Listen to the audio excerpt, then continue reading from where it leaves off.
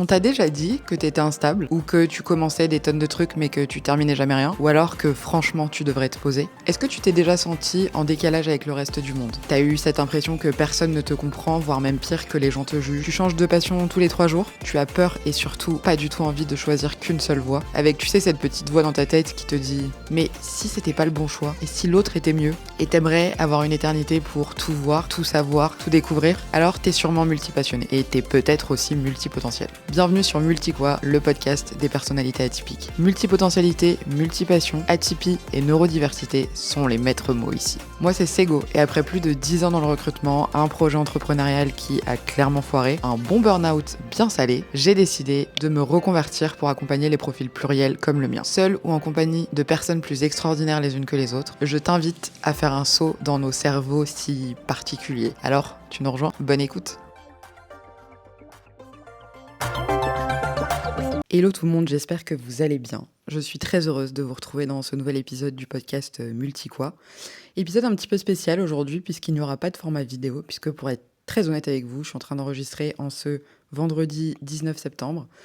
L'épisode sort demain matin et il fait 50 degrés à Paris, donc je meurs de chaud et je vous avoue que j'ai archi la flemme d'aller me préparer, me maquiller pour pouvoir faire cet épisode de podcast que je fais hyper en retard, parce que normalement j'aurais dû le faire bien plus tôt dans la semaine. Et voilà, j'ai un peu la flemme, donc je vous propose aujourd'hui ce format juste audio, qui est quand même, on va dire, le format de base du podcast. Donc en soi, je ne déroge pas à la règle, puisque normalement c'est plutôt ma voix que vous êtes censé écouter. Et je reprendrai les formats vidéo la semaine prochaine, puisque de toute façon, nous allons perdre 10 degrés entre ce week-end et la semaine pro. Donc autant vous dire que je serai beaucoup plus dans un mood de préparation pour le futur épisode de podcast. Aujourd'hui, il fait chaud. Je vous avoue que je suis quasiment en sous-vêtements en train d'enregistrer cet épisode. Donc, je suis archi chill. Et je trouve qu'au final, ce format juste audio a vite tendance à être beaucoup plus intimiste. Et c'est aussi quelque chose que j'aime bien. Et historiquement, je faisais tous mes épisodes seulement en audio. C'est à un certain moment que le podcast vidéo a commencé à monter en flèche. Et je me suis évidemment pliée au jeu. Mais c'est vrai qu'initialement, j'avais plutôt tendance à faire que du format audio, parce que c'est vrai que dans ce cas-là, vous pourrez me dire, bah, autant regarder une vidéo sur YouTube, en fait. Et je suis assez d'accord avec vous. C'est vrai que, voilà, je sais qu'il y a deux teams. Il y a les gens qui aiment bien avoir l'image en même temps que le son. Et il y en a d'autres qui s'en foutent complètement et qui écoutent les podcasts juste de manière audio. Donc voilà, c'est ce que je fais aujourd'hui. Encore une intro qui dure 100 ans pour pas dire grand-chose. Mais voilà, c'était pour vous prévenir que si vous n'avez pas d'image, ne vous inquiétez pas, c'est normal. Tous les gens qui m'écoutent sur Apple seront contents parce qu'au final, eux, c'est leur quotidien, parce que Apple n'est toujours pas passé au format vidéo. Comme d'habitude, ils vont sortir ça dans 3 ans et donner l'impression que c'est révolutionnaire et que c'est eux qui ont lancé l'idée. Je suis 100% team Apple, je tiens à le préciser, mais je suis aussi très consciente qu'on est un peu des pigeons de cette marque. Je fais une dédicace à ma copine Alicia qui travaille chez eux. Voilà, on se sait, les fans d'Apple, vous savez, on est dans une prison dorée parce que ils sont super forts pour créer tout un écosystème qui rend très dépendant. C'est-à-dire que quand vous avez un iPad, un Mac et un iPhone, vous pouvez tout connecter avec le AirDrop. Enfin, c'est fantastique, mais c'est aussi très limitant. Parce que du coup, si on a le malheur de vouloir partir chez Samsung, par exemple, bah, ça devient un peu compliqué pour transférer des fichiers, etc. Bref, encore une fois, je m'égare. De quoi va-t-on parler aujourd'hui? Alors, pour être très honnête avec vous, l'épisode que j'enregistre aujourd'hui n'est pas du tout celui que j'avais prévu de faire. Initialement, j'avais prévu de vous parler d'un certain sujet, dont je vous parlerai du coup la semaine prochaine. Et en fait, je sais pas, il s'est passé des trucs ces derniers jours et je me suis dit, tiens, ça ferait un bon sujet d'épisode de podcast. Et donc, je vais vous expliquer le pourquoi du comment et pourquoi j'en arrive aujourd'hui à faire cet épisode, donc, dont vous avez vu forcément le titre, puisque vous avez cliqué dessus pour écouter l'épisode. Donc, je peux même pas vous faire du teasing, puisque vous savez très bien de quoi je vais parler. Je vais parler aujourd'hui du fait que quand on est une nana, alors on s'éloigne un peu du sujet multi, même si vous allez voir que je vais quand même y revenir d'une manière ou d'une autre. Quand on est une femme, on a cette tendance qui est vraiment avérée, prouvée avec toutes les études et les chiffres que vous voulez, à l'autosabotage, à le syndrome de l'imposteur, enfin de l'impostrice en l'occurrence, et surtout ce côté où en fait, quand t'es une nana, tu dois être calme, tu dois rester à ta place, tu dois pas déranger, tu dois pas porter trop fort ta voix, tu dois rester dans les clous, etc. Et c'est un espèce de vieux truc hyper bien ancré. Et aujourd'hui, j'avais envie de parler de ça parce qu'en fait, je vais vous raconter l'anecdote qui est en soi très drôle et très improbable, qui m'a amené à cette réflexion-là. Alors pour les personnes qui me suivent sur Instagram notamment, et encore une fois, j'insiste sur le fait que si ce n'est pas votre cas, je vous invite fortement à le faire parce que vraiment, il se passe des trucs cool sur Instagram. Je fais beaucoup de stories, je poste pas mal de choses et c'est vraiment moi un réseau que j'aime profondément et sur lequel j'aime beaucoup partager, j'aime beaucoup les interactions qu'il y a, même si je trouve que c'est un peu limité dans le sens où c'est encore une fois de la création de contenu, donc c'est le créateur ou la créatrice qui s'adresse à un public et c'est compliqué quand même pour le public d'interagir entre lui. Donc c'est vrai que je suis tombée sur une vidéo assez drôle l'autre jour, enfin assez drôle, pas du tout, c'était pas le terme approprié, intéressante, d'une nana qui disait on parle beaucoup de communauté sur les réseaux, mais au final c'est pas vraiment une communauté puisque le concept même de la communauté c'est que c'est des gens qui peuvent échanger les uns avec les autres. Alors que là, il y a du contenu qui va du créateur à un public. Le public répond parfois au créateur. Il y a certes l'espace des commentaires, vous pouvez échanger entre vous, mais je trouve que ça reste quand même un petit peu limité. Donc, c'est vrai que on parle de communauté, mais finalement, c'est plutôt un public, en fait, si on dit les termes correctement. Et c'est aussi ça qui, moi, parfois me bloque un petit peu, entre guillemets, parce que je trouve ça très cool d'avoir plein de gens qui interagissent avec moi. Mais je trouve ça dommage aussi que les gens ne puissent pas interagir entre eux. C'est aussi pour ça que j'ai lancé donc la communauté Circle. Je vous invite à la rejoindre si ça vous intéresse. Le lien sera évidemment dans la description de cet épisode, qui est une communauté où les gens peuvent interagir les uns avec les autres. Ça se lance tout doucement, mais c'est très cool. Pour l'instant, il n'y a que des nanas, puisque de toute façon, mon audience est composée à 95% de femmes. Mais c'est très chouette. Tout le monde peut laisser son petit mot, peut discuter avec les autres, etc. Donc c'est vraiment cool. L'idée étant évidemment que petit à petit, ça prenne un peu plus d'ampleur. Donc je reviens sur la fameuse anecdote qui m'a fait faire cette réflexion. Il s'avère que donc j'ai repris le sport depuis peu, puisque je suis vraiment dans un état d'esprit de remise en forme, de reprise en main de moi-même, de mon pauvre corps que j'ai laissé à l'abandon pendant quasiment toute ma vie, parce que je pense que le rapport au corps est très psychologique et je vais pas faire tout un épisode là-dessus, mais je pense qu'il y aurait beaucoup à dire là-dessus.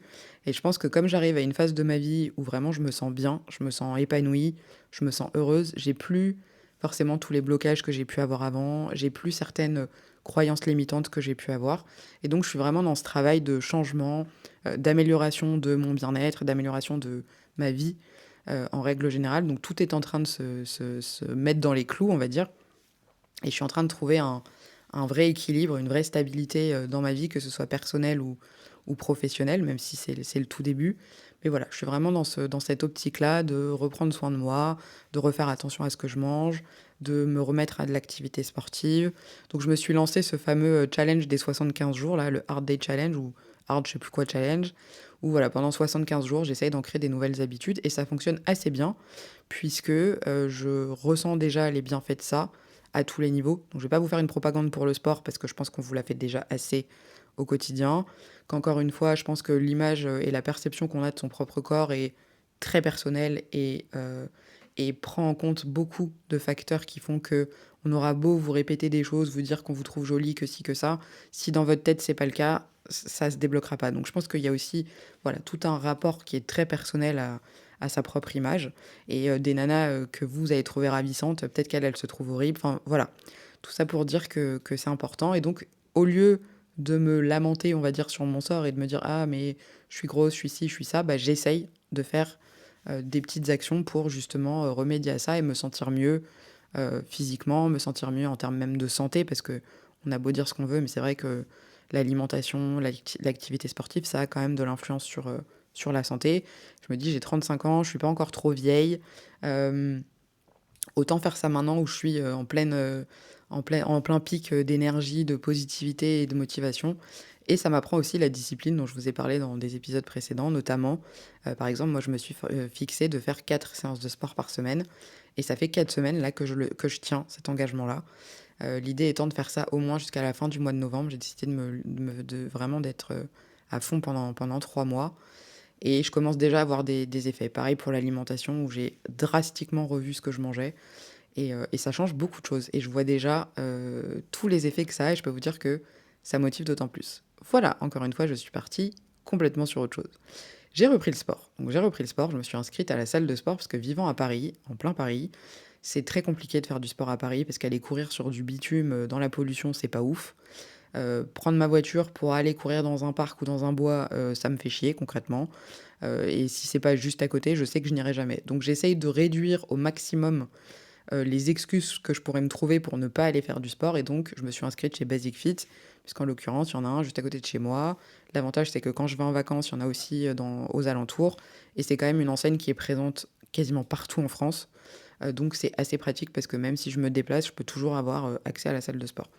Je n'en suis pas au point de devenir, dépendante, vous savez, le genre de personne qui limite, va réserver ses vacances et son lieu de vacances en fonction de là où se trouve la salle de sport. Non, on n'en est pas là, je suis une bébé sportive. Je me suis fixé un objectif avec ma meilleure amie, c'est de faire un marathon qui a lieu à Paris, tous les ans au mois de septembre qui s'appelle La Parisienne. Je crois que c'est 6,7 kilomètres ou 7,2. Je sais pas pourquoi j'ai ces chiffres-là, mais en tout cas, c'est moins de 8 kilomètres et je me dis, c'est largement atteignable si je m'y mets maintenant pour, bien sûr, le mois de septembre 2026. Voilà, c'est l'idée. Est-ce que je le ferai vraiment? Je ne sais pas, mais en tout cas, c'est ce que j'ai en tête. Et c'est un objectif qui est plutôt cool. Et donc, je me suis inscrite chez Basic Fit. Et la semaine dernière, donc il faut savoir que tous les lundis matins, j'ai un rendez-vous, de 9h à 9h45. Et après ce rendez-vous-là, j'enchaîne avec le sport directement. Il s'avère que ce lundi, donc cette semaine, j'arrive au sport après avoir fait mon rendez-vous. Je suis trop motivée, trop contente de commencer ma semaine, de faire ma séance, etc. Parce que je commence à aimer le sport, ce qui est quand même lunaire. Et vous m'auriez dit ça il y a 3 mois, je vous aurais dit, ah, la bonne blague, moi aimer le sport, jamais de la vie. En fait, si, vraiment ce truc de ça devient addictif, c'est une réalité. Et du coup, je me rends compte en arrivant à la salle de sport que je n'ai pas pris mon short de sport. Donc j'ai toutes mes affaires, mon casque, ma serviette, ma gourde, mon truc, mes chaussettes, mes baskets, tout ce que vous voulez. J'ai pas le short. Il s'avère que je suis en jean, impossible de faire une séance de sport. J'ai quand même hésité, hein, de faire une séance de sport en jean, donc je me suis dit, bon écoute, c'est pas grave, tu sais quoi, tu rentres chez toi, tu te changes, comme ça tu seras prête, et tu retournes au sport direct après. Au moment de partir, donc celles et ceux qui sont sur Instagram, vous connaissez déjà l'anecdote parce que je l'ai partagé dans mes stories. Au moment de partir, je me retrouve, enfin j'entends quelqu'un qui m'appelle, qui m'interpelle dans la salle de sport. Et donc je me retourne en me disant, mais attends, mais qui est-ce qui me parle? Surtout qu'au sport, d'habitude, personne me parle. Et moi, je parle à personne. J'ai mon casque quasiment en arrivant sur les oreilles ou des écouteurs. Je fais ma séance et je me casse. C'est pas, je discute avec tous les gens de la salle de sport. Pas du tout. J'en ai absolument aucune envie. Même si je suis quelqu'un de très sociable de base, je viens pas là pour me faire des potes. Donc je me dis, mais attends, c'est pas à moi qu'on parle, etc. Et je me rends compte que si, en fait, c'est un des coachs sportifs de la salle qui m'interpelle et qui me dit: «Hey, salut, tes nouvelles?» Alors je lui dis: «Bah, oui, enfin nouvelles, oui et non, mais enfin, on va dire que ça fait pas longtemps que je viens régulièrement». Il me dit: «Ah OK, bah, tu t'appelles comment? Moi c'est Guillaume, coach de la salle de sport, enchanté, machin et cetera». Donc je lui dis: «Bah, salut Guillaume, moi c'est Ségolène, enchantée». Et il me dit: «Écoute, tu sais, voilà, sache que, tu peux bénéficier d'un accompagnement, enfin d'un bilan, sportif, avec moi. Ça dure 30 minutes, c'est gratuit, si tu veux qu'on fasse ça, on peut faire ça, ça peut être cool, pour fixer tes objectifs et cetera». Et donc, moi déjà, j'étais archi surprise que le mec me parle, donc le temps de capter qu'il est en train de me parler, le temps de capter ce qu'il me raconte, je me dis: «Waouh, waouh, waouh, waouh, trop d'infos d'un coup». Finalement, je lui dis: «Oui, d'accord, OK», et là, il me dit: «Bah, vas-y, donne-moi ton numéro, comme ça je t'envoie un petit message, pour qu'on se cale un créneau, machin et cetera». Donc naïve et victime que je suis, je lui donne, au lieu de lui dire: «Non mec, ça m'intéresse pas» et j'ai déjà un coach sportif en plus, dédicace au coach, qu'on embrasse et qu'on aime très fort, qui est un de mes amis du coup. Et donc je lui donne mon numéro, il prend le mien, enfin oui, il prend mon numéro, pardon, et il me dit: «Bah, je t'envoie un message dans la journée, pour qu'on cale ça». Et donc je sors de là en me disant: «Bon, c'est lunaire, c'est pas grave, je vais chercher mes affaires, je reviens faire ma séance, tout se passe bien, je le recroise, il est trop content». Alors sur Instagram, on a bien rigolé parce que j'ai utilisé comme exemple le fait que je trouvais qu'il ressemblait à un BN. Vous savez, les gâteaux là, de quand on était petit, enfin qui existent toujours d'ailleurs, je pense. J'en ai pas mangé depuis à peu près 15 ans, je pense, mais je suis quasi certaine qu'ils existent encore. Les petits gâteaux carrés avec 2 yeux et un sourire. Et vraiment, il avait une tête comme ça, genre trop content, trop heureux, trop enthousiaste. Je me suis dit: «Waouh, tout ça d'énergie dans une seule personne». Donc je l'ai surnommé Guillaume tête de BN, sur Insta. Et donc voilà, ça a fait rire beaucoup de monde. J'ai fait des super montages photos, de coach avec une tête de BN, enfin bref, mes délires de merde dans toute leur splendeur. Et donc voilà, coach Guillaume, coach BN, coach ce que vous voulez, me dit ça et cetera. Le temps passe et je reçois pas de message, donc je me dis: «Bon, il a dû zapper». Moi, je continue à faire mes séances, la semaine, comme d'habitude. Je le recroise pas dans la semaine, donc il y avait même pas, enfin, j'ai même pas eu de moment, gênant en mode, je le revois et cetera. Et il s'avère que, je sais pas pourquoi depuis quelque temps, mon téléphone a un espèce de bug, où en fait quand je suis chez moi, je ne sais pas pourquoi ça fait ça, les notifications ne s'affichent pas. C'est-à-dire que je n'ai pas les petites pastilles qui indiquent que j'ai reçu une notification sur mes applications. Donc je sais pas pourquoi. Alors je dois avoir un truc qui doit être activé sans que je m'en rende compte, type, mode de concentration ou quelque chose comme ça, et il s'avère que j'avais pas reçu les notifications. Et à un moment, je sais pas, hier, je sors et je me rends compte qu'en fait, j'ai reçu des messages sur WhatsApp, dont un message du fameux coach Guillaume qui, comme il me l'avait dit, le jour où il me l'avait dit, donc c'était lundi, donc je me suis rendu compte de ça hier, jeudi donc, et je vois que dans son message, effectivement, il me propose une séance, machin, et cetera.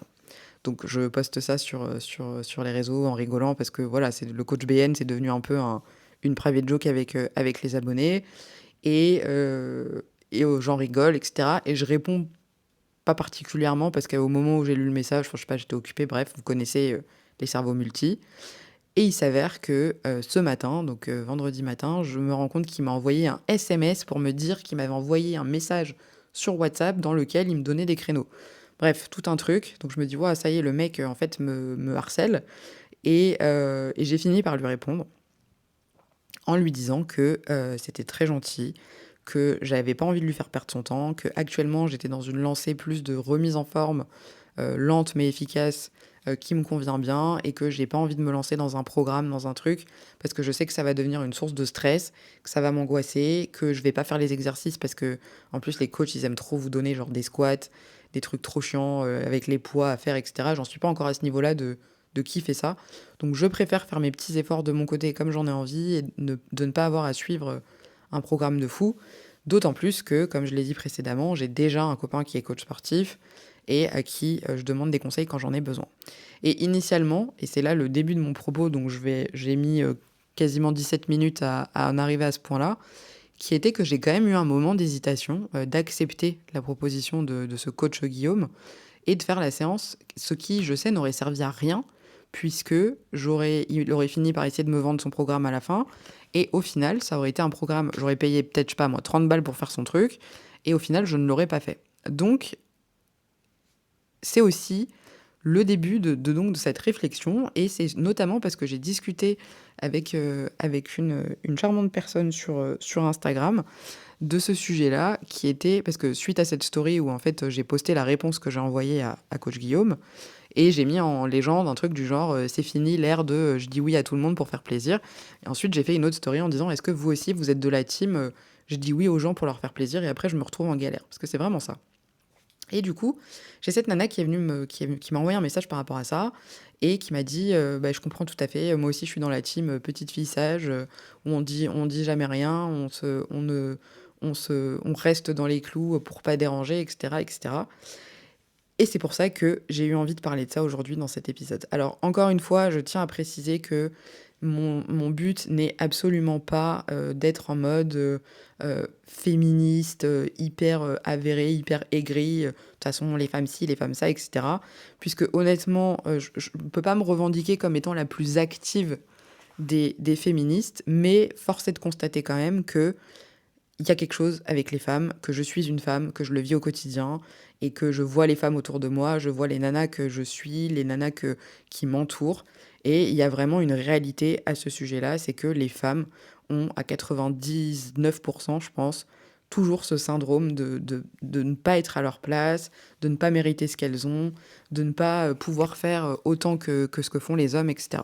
Donc je ne suis pas, encore une fois, sur une critique acerbe du patriarcat, etc., même si c'est une réalité. Le but, c'est vraiment juste de vous parler en fait de ma posture, moi, en tant que femme, de comment je le vois et de comment je l'explique, et surtout comment ça se passe aussi pour les femmes qui gravitent autour de moi et que je côtoie au quotidien. C'est vrai que quand on est petite, et d'autant plus notre génération, donc la génération, on va dire 80-90, je suis perdue dans les lettres, donc je me souviens jamais si c'est X, Y, Z, enfin bref, vous savez. On a ce truc depuis qu'on est petite. Déjà, à notre génération, on était quand même encore dans les choses très genrées. Donc vraiment, les filles, c'est les filles, les garçons, c'est les garçons. Les filles, elles doivent faire ci, s'habiller en rose. Les garçons, ils doivent jouer avec des voitures. Les filles à la poupée, etc. Bien évidemment, ça évolue avec le temps, et Dieu merci, j'ai envie de dire. Mais c'est vrai qu'on était encore quand même beaucoup dans ce truc-là. Pour vous donner des exemples, dans mon entourage très proche, j'ai des très bons amis et très bonnes amies qui sont gays, ça a toujours été un vrai sujet. C'est-à-dire que les coming out, ça se faisait pas, comme ça, si facilement, c'était pas si facilement, comment dire? Accepté, intégré. Bon, encore aujourd'hui, même si ça évolue dans le bon sens, j'ai envie de dire, et il faut continuer de lutter pour que ce soit le cas. D'ailleurs, dans les gens qui m'écoutent, s'il y a des gens en mode homophobe et tous ces trucs-là, sachez que vous n'avez absolument... On n'est pas ensemble. Euh, vous n'avez... Enfin, vous risquez d'être déçus par mon contenu parce que moi, je suis très militante pour tous ces sujets-là. C'est des choses qui sont très importantes pour moi, qui me tiennent beaucoup à cœur. Je considère que tout le monde a le droit de vivre, tout le monde a le droit d'exister, tout le monde a le droit d'aimer qui il veut, comme il veut, et voilà, c'est tout, c'est comme ça, donc je préfère le dire. Si ce sont potentiellement des choses qui vous dérangent, n'hésitez pas à me quitter, voilà, tout simplement, puisque moi, les gens qui ne sont pas tolérants et qui ne comprennent pas et qui n'ont pas envie d'accepter les autres, c'est pas possible. Donc voilà, je le dis une bonne fois pour toutes, et comme ça, c'est dit. Ce sont des causes qui sont importantes, ce sont des causes pour lesquelles il faut s'engager, il faut porter sa voix justement, et on va y revenir.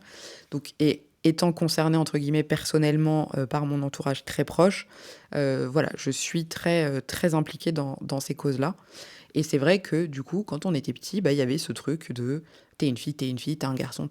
Les filles, elles doivent être sages, elles doivent pas parler trop fort, elles doivent pas rigoler trop fort, elles doivent pas se faire remarquer, tu dois pas t'habiller de manière trop excentrique, trop visible, trop sexy, sinon t'es vulgaire et tu vas être qualifié de tous les noms que je ne dirai pas là pour ne pas me faire censurer dans cet épisode.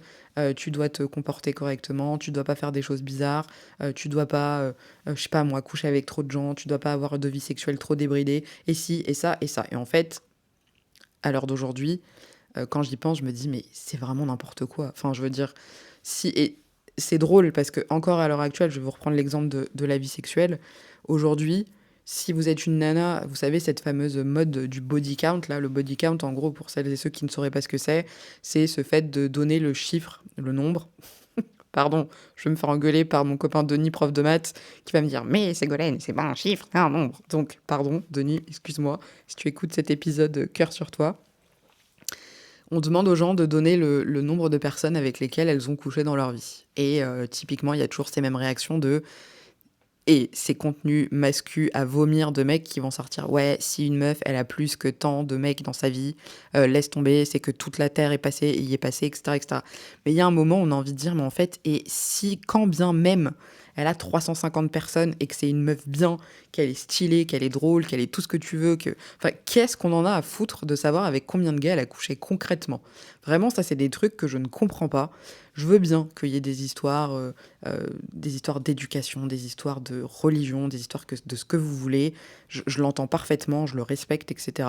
Mais il faut arrêter l'hypocrisie au bout d'un moment, en fait. Voilà, ça, je tiens à le dire, c'est que pourquoi est-ce qu'une nana aurait moins le droit qu'un mec de kiffer sa vie, en fait, si elle a envie? Et pourquoi elle aurait pas le droit de faire ce qu'elle veut? Pourquoi... Enfin, voilà, du moment qu'elle ne dérange personne, qu'elle ne fait de mal à personne, et qu'elle respecte ses propres convictions, ses propres valeurs, mais il y a un moment, en fait, qui êtes-vous pour juger ces personnes-là? Et ça, vraiment, ça a le don de m'exaspérer profondément, ces jugements qu'on porte sur les femmes. Et très souvent, on va pas se mentir, c'est les hommes qui aiment bien avoir des jugements et donner leur avis sur à peu près tout. Vive le mansplaining, hein, comme on dit.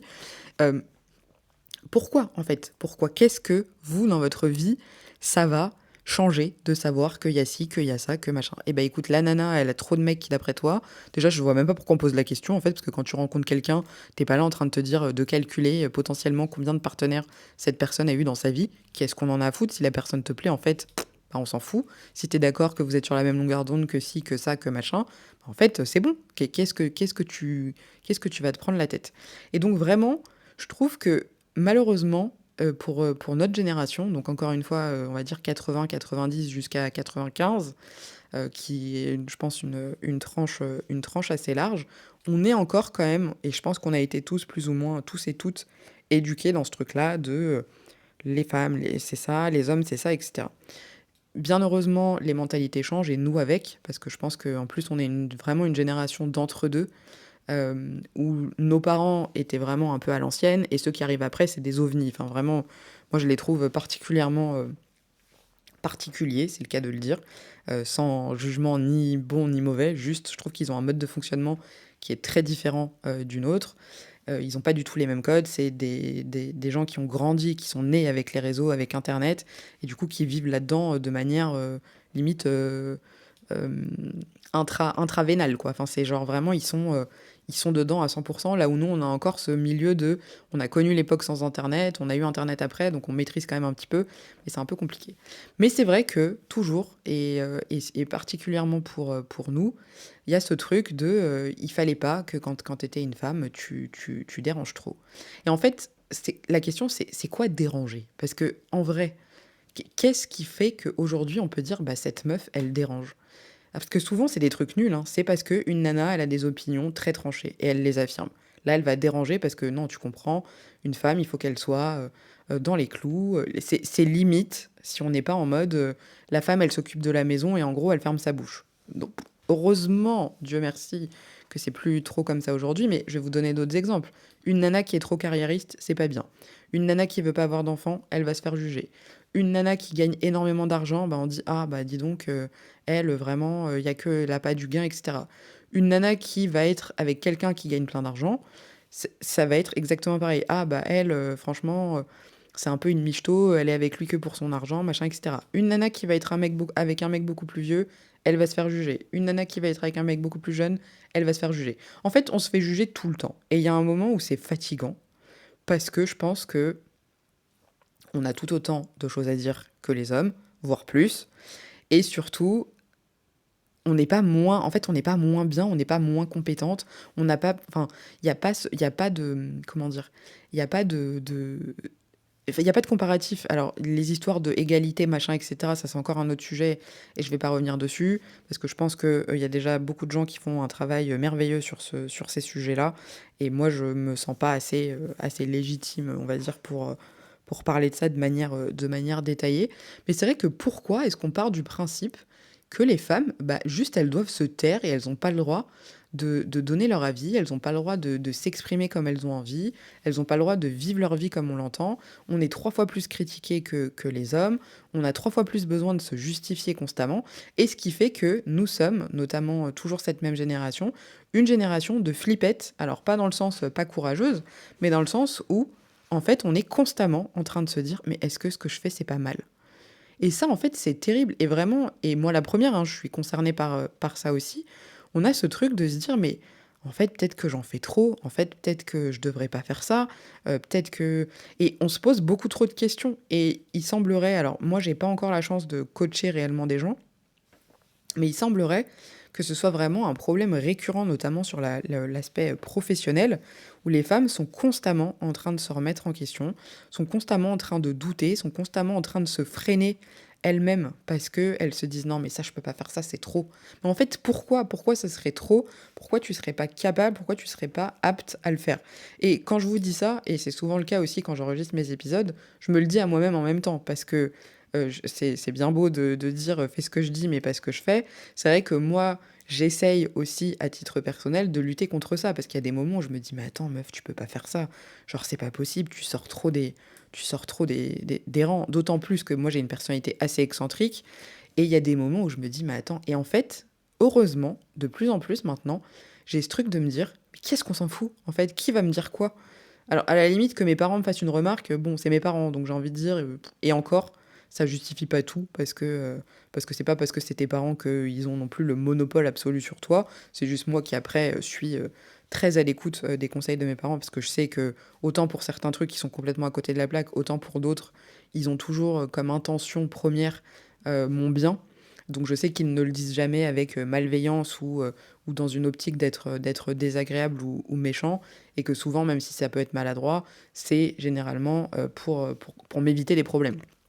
Donc voilà, qu'à la limite, eux me donnent leur avis, j'ai envie de dire: «Bon ça je le prends» et encore, tout comme, je vais revenir sur un truc aussi qui est important. Moi, je sais que j'ai énormément ce truc-là, du respect des personnes qui sont plus âgées que moi.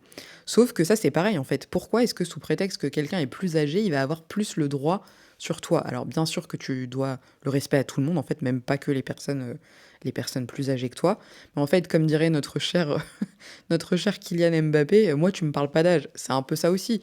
C'est-à-dire que pourquoi est-ce qu'on devrait se faire marcher dessus, se faire piétiner par quelqu'un sous prétexte que cette personne est plus âgée que nous, qu'elle a plus d'expérience, etc., etc. En fait, le respect, je pense que ça va dans les deux sens. C'est tu respectes les gens, ils te respectent aussi, quel que soit ton âge, ton genre, ton origine, ta couleur de peau, ce que tu veux. C'est, encore une fois, je prêche la parole, on va dire, universelle du respect, de la bienveillance et de la paix.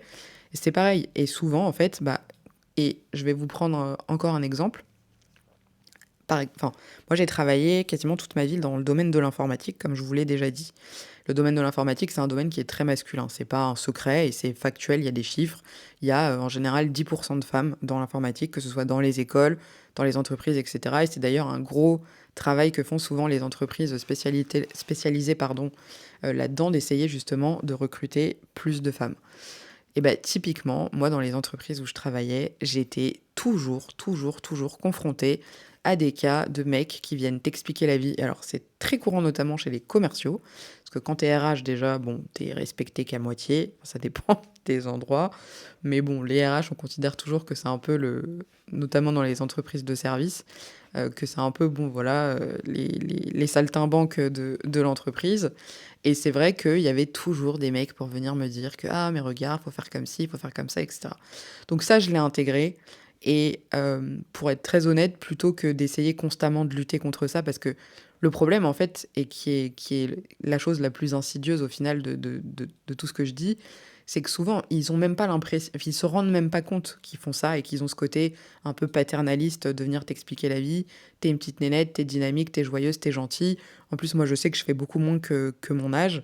Donc, il y a ce truc de oh, bah, elle est mignonne, elle, je vais lui expliquer un peu. Et souvent, ça part même pas d'une mauvaise intention à proprement parler. C'est juste la manière dont c'est fait.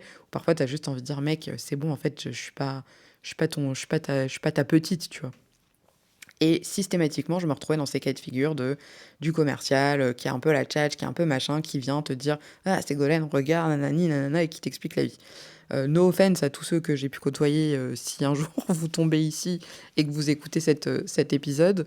Mais du coup, bah, pour, pour contrer ce truc-là, moi j'ai opté la stratégie de je donne l'impression d'être plus bête que je ne suis pour qu'on me laisse un peu tranquille en fait. Qu'on se dise, oh bah c'est go, elle est sympa. Pas, pas aller jusqu'à dire elle est un peu bête, on n'en est pas non plus à ce niveau-là, mais en mode bon, elle fait son truc, elle est mignonne, elle est gentille, machin, etc. Et en fait, je devrais pas, c'est nul. Alors, après, il faut choisir aussi ses combats, j'ai envie de dire. C'est-à-dire qu'il y a un moment où moi, j'avais juste envie de travailler, de faire mon travail correctement et d'avoir les résultats qu'on me demandait, de même surpasser les résultats qu'on me demandait et d'être efficace. Donc c'est vrai que ce genre de truc, ça pollue plus le cerveau qu'autre chose. Donc j'ai décidé de pas m'en offusquer et de partir sur autre chose. Alors qu'en fait, on devrait pas. On devrait pas, on devrait remettre les mecs à leur place gentiment, poliment toujours et avec respect comme on le disait précédemment. Mais c'est vrai qu'il y a toujours un peu cette tendance à vouloir expliquer la vie, à vouloir montrer, à vouloir ci, à vouloir ça. Et c'est vrai que, par exemple, moi, je suis quelqu'un d'assez indépendant. J'ai passé beaucoup de temps dans ma vie en couple. J'ai aussi passé pas mal de temps seule, justement parce que je pense que c'est important de savoir vivre seul et de savoir qu'on peut survivre sans être forcément avec quelqu'un. Et je sais que ça, c'est une problématique que j'ai énormément vue chez mes copines.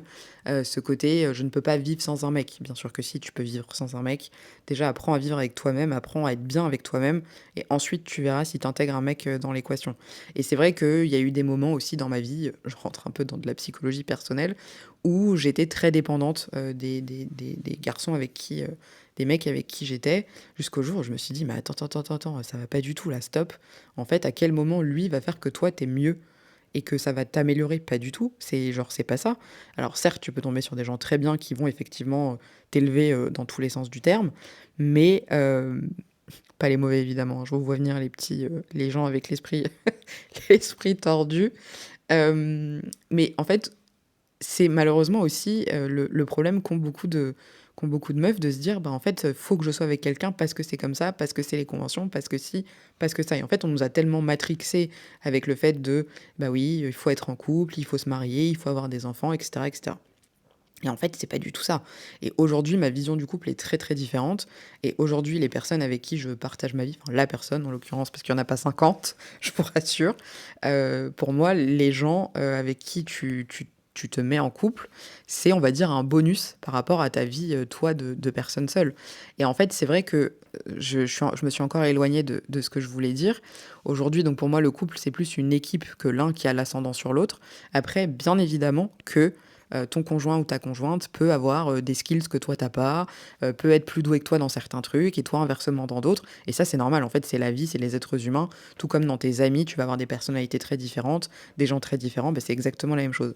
En fait, en plus, mes parents enfin, j'ai un schéma parental et familial qui est très sain et très solide. Mes parents, c'est vraiment chacun son truc, chacun son rôle, ils sont très complémentaires et ils travaillent à deux. En fait, chacun a on va dire, ses zones de génie.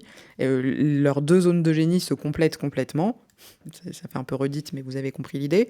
Et ça se passe très bien, du coup. Et c'est vrai que moi, je suis beaucoup plus dans cette optique-là de me dire, bon, bah, la personne avec qui je partage ma vie, de manière globale, c'est quelqu'un qui va m'apporter du plus par rapport à ce que moi je sais déjà faire toute seule.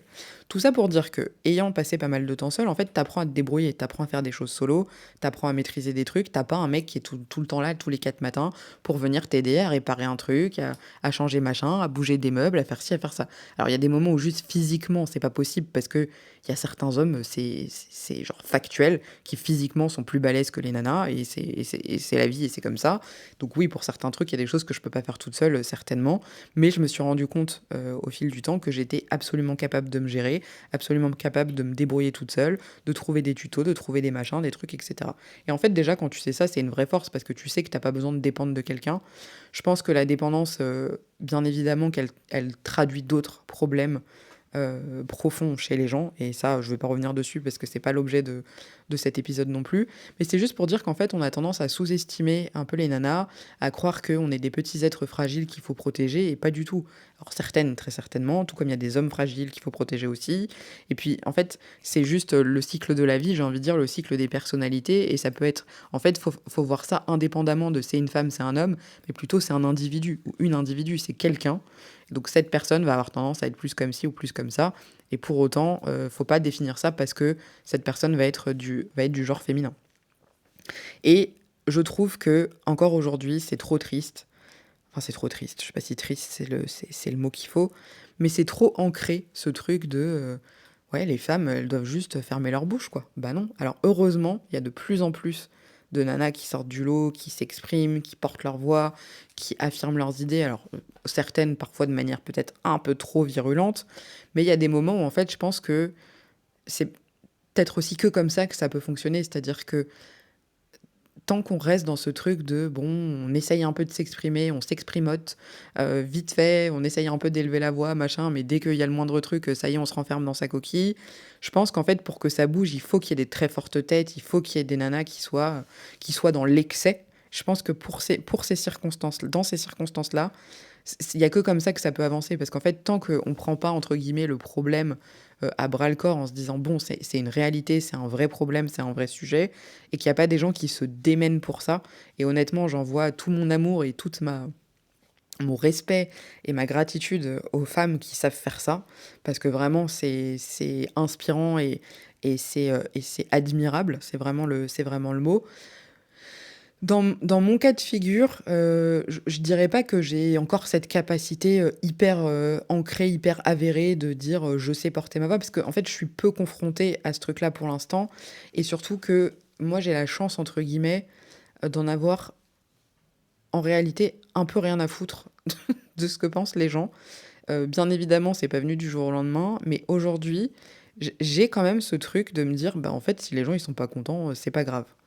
Mais pas dans toutes les circonstances, puisque si on revient au sujet numéro un de cet épisode, à savoir le coach Guillaume BN, eh ben, j'ai encore eu ce truc de me dire: «Ah mais non, mais je vais accepter parce que le pauvre, parce que machin». Mais quoi le pauvre? En fait, le mec, il a 3 milliards. Déjà, son message, c'est un message standard de base, qu'il doit copier-coller et envoyer à toutes les personnes à qui il demande ça.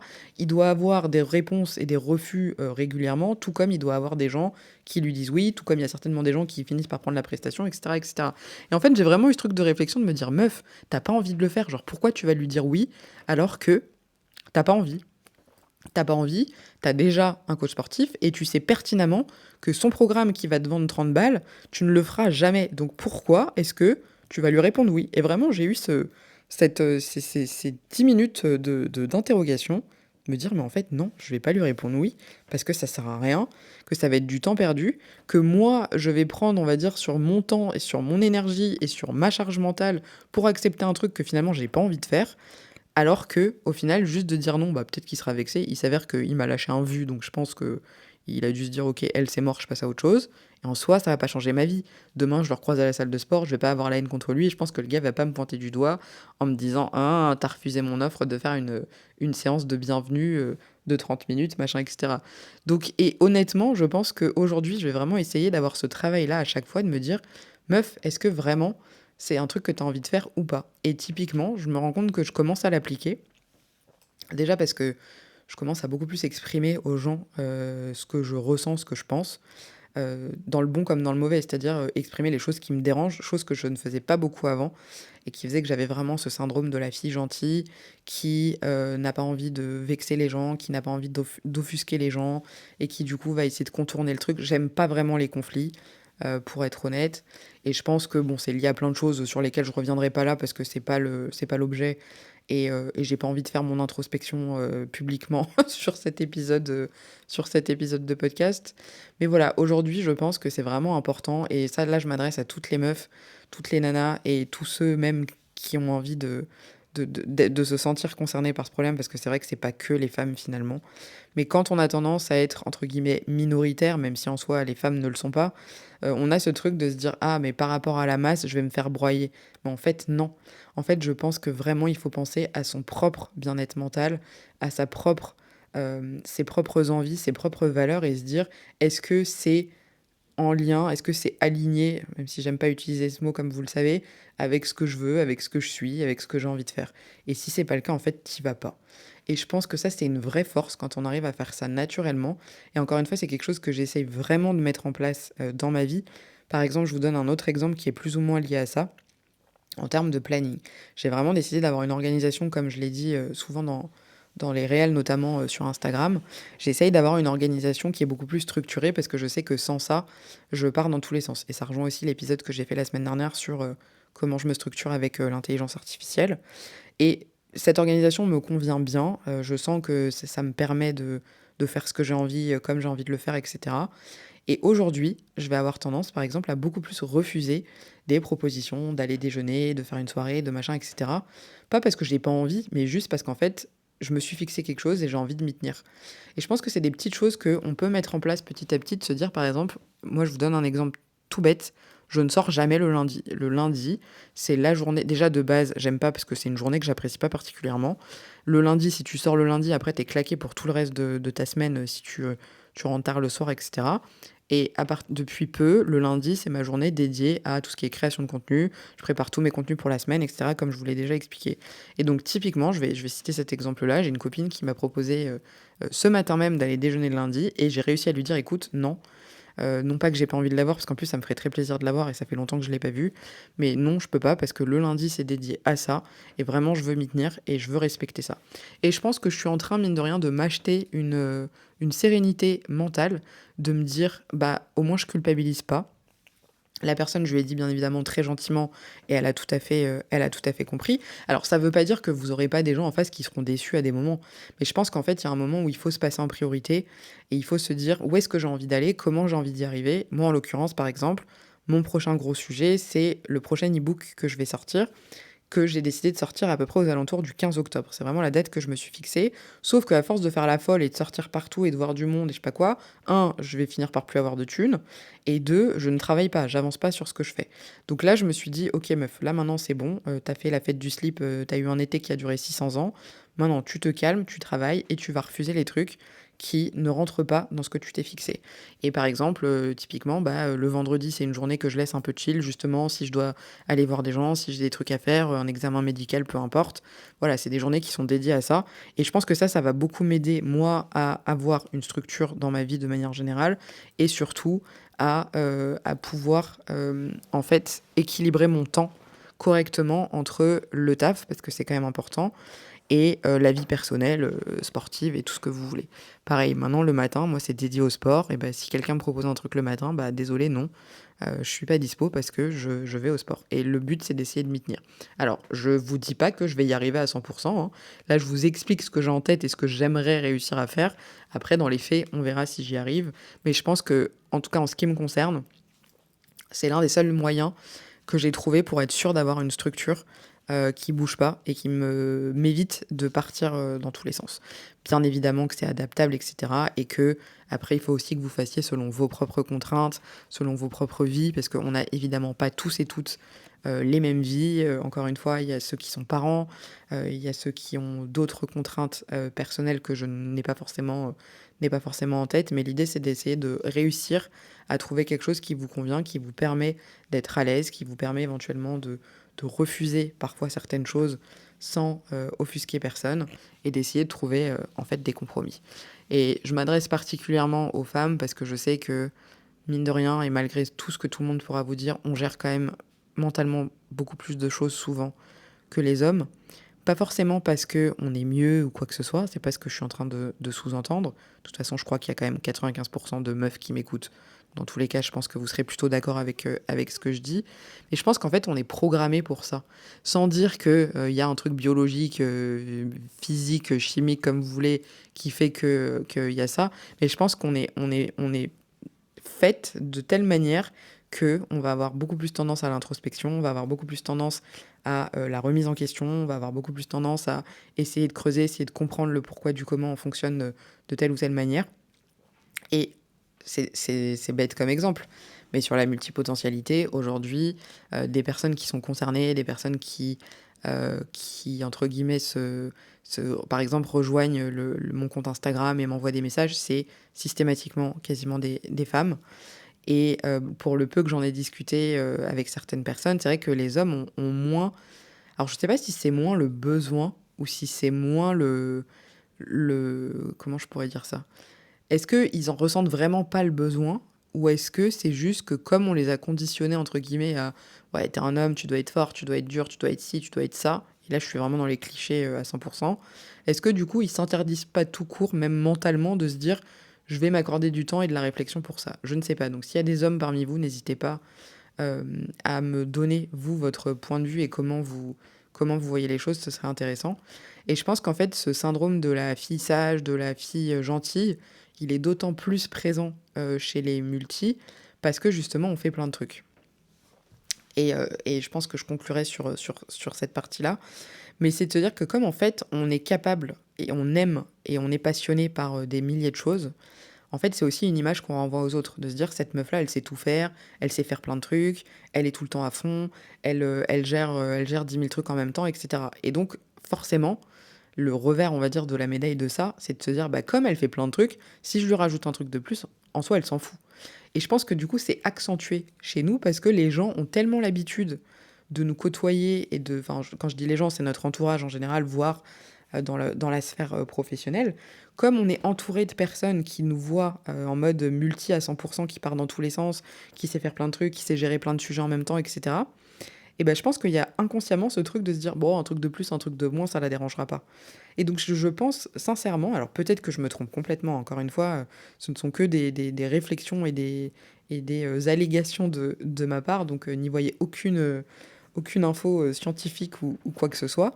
Mais je pense vraiment que nous, on a tendance à avoir encore plus ce truc-là.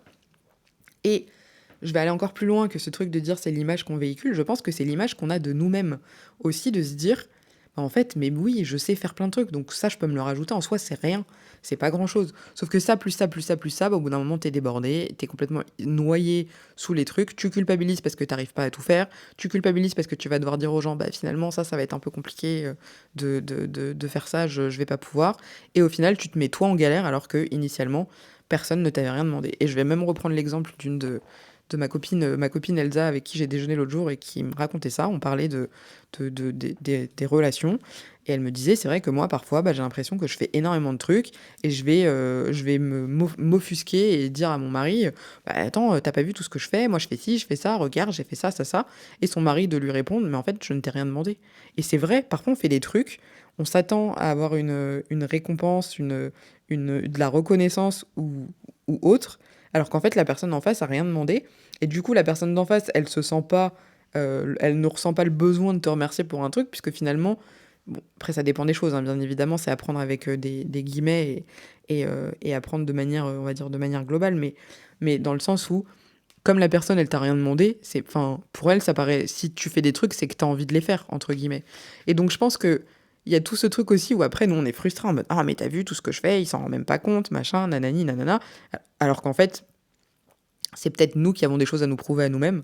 Donc je pense que c'est aussi une question un peu à se poser à ce moment-là. Et je pense que d'autant plus les profils, on va dire, multipotentiels, parce que je vais arrêter de parler d'hommes et de femmes tout le temps, parce que on sait qu'au final, c'est pas toujours aussi simple que ça. Mais je pense que les multi, on a ce truc encore plus de se dire, bah ouais, mais en fait, si je rajoute ça, c'est pas grave. Et encore une fois, je suis la première à être le parfait exemple de ça. Là, je suis déjà débordée, j'ai des milliers de trucs à faire. Pour autant, je suis là à dire aux gens: «Mais vas-y, viens, si tu veux, je t'aide à faire ton compte Instagram. Mais viens, vas-y, viens, on va déjeuner ensemble, tu vas me raconter ta vie, je vais essayer de te coacher, machin, et cetera. Non, mais t'inquiète, viens, on va faire ci, ça». Et alors qu'en fait, je suis juste en train de me rajouter du stress supplémentaire et un potentiel truc où je vais devoir revenir sur mes pas, revenir en arrière et dire: «En fait, je suis désolée, là, j'y arrive pas». Et je pense que c'est vraiment ça qu'il faut essayer de mettre en place et qu'il faut essayer de comprendre et qu'il faut essayer d'accepter, c'est de se dire: «On peut pas tout faire, on peut pas plaire à tout le monde, on peut pas être une superwoman, tout le temps». On l'est déjà, je pense, suffisamment comme ça au quotidien sur plein de sujets. Donc faut réussir à prioriser et surtout faut se prioriser. Et vraiment, ça c'est un truc, je pense, que j'ai retenu de ces 3 dernières années, que ce soit mon échec, entrepreneurial, que ce soit la dépression, que ce soit, l'entourage, le tri, la renaissance, je vais dire avec des guillemets que vous ne voyez pas parce que c'est un format uniquement audio. Mais je pense que voilà, il y a ce truc, heu il faut se mettre en priorité. Et en fait, si toi tu vas bien, le reste ira bien. Et je suis très, très, très, heu, très partisane, je sais pas si ça se dit, j'utilise ce mot tout le temps, mais je ne sais même pas si c'est correct, de tu vas attirer à toi ce que tu renvoies. C'est-à-dire que si tu es dans une spirale négative, que tu es tout le temps en train de broyer du noir, que ci, que ça, tu vas forcément attirer des gens qui seront négatifs ou alors qui vont te plomber le moral. Au contraire et inversement, si tu es quelqu'un qui est plutôt positif, si tu es quelqu'un plutôt de solaire, alors bon, solaire, on peut pas s'auto-définir de solaire, mais si voilà, tu renvoies du positif aux gens, t'attireras du positif. Et moi, je le constate tous les jours, sur Instagram notamment, et dans la vie, depuis que je vais bien, depuis que je vais mieux, depuis que je me sens bien, et bah, ça a une influence directe sur tout ce qui se passe autour de moi, que ce soit dans la rue, que ce soit dans ma vie, que ce soit même moi avec moi-même. J'ai un regard beaucoup plus bienveillant, sur moi-même. Et les gens me parlent beaucoup plus. Alors déjà, de base, les gens me parlent, mais alors là, en ce moment, c'est encore plus. Et je pense qu'en fait, les gens qui sont heureux, ils irradient de ce truc-là et les autres le voient. Et typiquement, là, les dernières personnes que j'ai pu voir ces derniers temps m'ont tous fait cette remarque en disant: «Sego, ça y est, tu rayonnante, t'es redevenue la Sego, solaire justement, que qu'on connaît», et ça fait trop plaisir et je le sens. Je le vois et même moi, je suis beaucoup plus, à même d'avoir des interactions avec les autres, beaucoup plus heureuse, beaucoup plus agréable aussi, et ça change tout. Donc voilà, au final, cet épisode était encore une fois très, décousu. Putain, j'ai quasiment parlé 1 heure quand même, hein. Franchement, chapeau. Je suis sûre que je pourrais parler 4 heures toute seule si vraiment je voulais. Mais je vais vous éviter des épisodes si longs. Mais là, c'était vraiment en fait, plus un épisode en mode je vous partage des réflexions au fil de l'eau qu'un vrai sujet vraiment, vraiment acté. Mais en tout cas, n'hésitez pas à venir échanger sur le sujet, ça m'intéresserait beaucoup, notamment, les points de vue masculins parce que je trouve que c'est très intéressant d'avoir aussi les autres sons de cloche et de voir aussi comment les gens perçoivent. Parce que je dis bien évidemment, je suis pas sur le, all men et compagnie, hein. Bien sûr qu'il y a des hommes fantastiques, bien sûr qu'il y a des hommes qui font pas du tout de mansplaining, bien sûr qu'il y a des hommes qui comprennent les femmes peut-être mieux que les femmes. Enfin voilà, encore une fois, on n'est pas sur, je ne fais pas des généralités du tout sur tous les hommes. J'adore les hommes. La plupart de mes amis sont des hommes. Je trouve que ce sont des créatures tout aussi fascinantes que les femmes. Mais je trouve aussi que les femmes, on a tendance à se sous-estimer, on a tendance à se sous-évaluer, on a tendance à avoir peur pour des choses où on ne devrait pas avoir peur. Et je pense que ça commence par déjà une propre appréciation de soi-même, d'être bien dans ses baskets, d'être une nana qui se dit bah ouais, moi je suis une meuf bien, je suis une meuf cool, je suis une meuf stylée sans tomber dans de la dans de la prétention ou de la fausse modestie, mais de se dire voilà, moi je sais ce que je vaux, je suis quelqu'un de bien, et en fait, bah, si les autres ils sont pas contents, c'est comme ça et c'est pas autrement. Voilà, je pense que je vais conclure là-dessus, parce que sinon ça va partir dans tous les sens et ça va être n'importe quoi. Non pas que je n'ai pas envie de continuer à parler, mais je pense que j'en ai suffisamment dit pour cet épisode. En tout cas, merci à vous si vous êtes restés jusqu'au bout de cet épisode. J'espère qu'il vous aura plu. N'hésitez vraiment pas à venir échanger sur le sujet. Et j'en profite pour dire que sur Instagram, ça m'arrive de ne pas répondre parfois. N'hésitez pas à me relancer s'il y a des trucs, parce que vraiment, c'est pas que je vous lâche des vues. C'est juste qu'il y a des moments où je fais complètement autre chose et j'oublie. Vraiment, j'ai une mémoire de poisson rouge. C'est pour ça que les outils d'organisation et mon Google Agenda sont mes meilleurs amis, parce que sinon j'oublie tout. Et c'est très problématique. Mais comme je le sais maintenant, eh ben, j'essaye de contrer ces trucs-là avec toutes les techniques possibles et imaginables. Voilà, merci encore pour votre écoute, merci pour votre soutien, merci pour votre gentillesse, pour les fous rires que je peux avoir avec vous parfois sur les réseaux. Qu'est-ce qu'on rigole, vraiment. Encore une fois, venez sur Insta parce que vraiment on se marre bien. Et je vous jure que je suis une meuf drôle. Euh, Mais merci du fond du cœur parce que je pressens, alors peut-être que je me trompe, qu'on est au début d'une vraiment chouette aventure, que ce soit pour vous, que ce soit pour moi. En tout cas, moi, c'est que du kiff tous les jours. Je me lève le matin, j'ai le smile, mon réveil sonne, je suis déjà réveillée, je saute du lit, j'ai plein d'énergie pour la journée.